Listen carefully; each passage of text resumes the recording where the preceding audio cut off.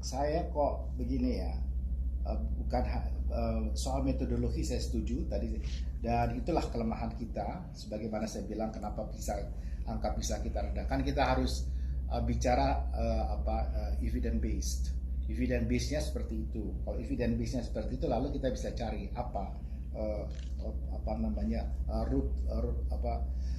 root of problemnya apa, root cause-nya seperti apa. Jadi kalau sejarah, saya kira kalau saya juga ikutin dari pendidikan atau pengajaran, katakanlah gitu, di sekolah-sekolah yang sekarang juga diajarkan sejarah Indonesia, dan juga di tingkat tertentu diajarkan sejarah dunia. Masalahnya yang saya ingin sampaikan adalah soal metodologi yang mengakibatkan readings itu menjadi lemah. Sejarah itu kan readings, Pak. Kenapa Indonesia itu rendah readingsnya itu? Karena baca sejarahnya, cara menuliskannya juga tidak menarik gitu. Jadi mungkin ya, saya maaf, saya bukan saya suka baca, Pak. Kalau saya suka baca dan saya lihat, jadi membaca bagaimana supaya dia bisa mengunyah dengan baik itu pelajaran sejarah itu, dan itulah literasi itu, Pak. Dan di kita itu lemah sekali. Sorry to say, itu lemah. Jadi kalau hitung-hitungan mungkin masih bisa, hafal-hafalan mereka ngerti. Jadi sejarah itu menjadi hafalan.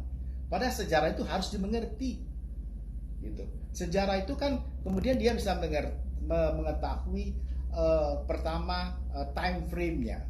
Mereka mengerti pelaku-pelaku sejarahnya. Kemudian mereka bisa memahami alasan-alasan rasional menurut judgment pada waktu itu. Itu kan yang harus jadi dikenalkan, diberitahu. Jadi metodologi kita di sini lemah, mengakibatkan langsung kita punya readings rendah, Pak. Kenapa kita dihitung di PISA kita rendah? Itu karena readings. Readings kenapa? Sejarah. Jadi itu memang relasinya seperti itu. Jadi kalau soal substansi dari kurikulumnya, ya saya setuju juga, dan memang itu persoalan kita.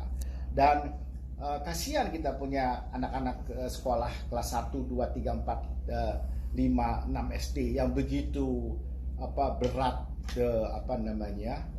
kurikulumnya, dalam pengertian tidak begitu sederhana gitu. Ya kan, berapa subjek, kemudian ada 5 subjek di satu buku dengan model proyek gitu. Itu kan harus dengan guru-guru yang oke dong, dengan guru-guru juga yang paham. Contoh, saya kemarin mengambil raport untuk cucu saya, satu yang kelas 4 SD, satu yang baru masih di PAUD, ya, 4 tahun, dan kemudian yang kelas 4 SD. Waktu saya ditanya, Pak Harso apa kira-kira usia? Saya bilang begini, saya melihat cara kalian mengajar. Ini sekolahnya udah sekolah internasional untuk cucu saya belajarnya bahasa Inggris, ngajarnya pakai bahasa Inggris. Tapi kalian ngajarnya itu seperti Anda mengajar di depan kelas. Itu dua hal yang berbeda, saya bilang. Metodologinya pasti beda. Nah, ini tolong diperbaiki. Demikian juga ya anak 4 SD, itu beda dengan yang sudah lulus SMP, cara berinteraksi lewat layar kaca itu akan beda gitu. Jadi metodologi kita memang yang perlu diperbaiki. Nah, di dalam hal pendidikan ini menurut saya banyak hal kita ketinggalan di dalam penyampaian. Kalau untuk soal penguasaan materi, mahasiswa-mahasiswa kita atau murid-murid kita, ya, siswa-siswa kita mungkin pinter-pinter kalau sudah substansi. Tapi begitu dikasih satu kasus saja, case gitu, mereka langsung goyang, Pak. Goyang.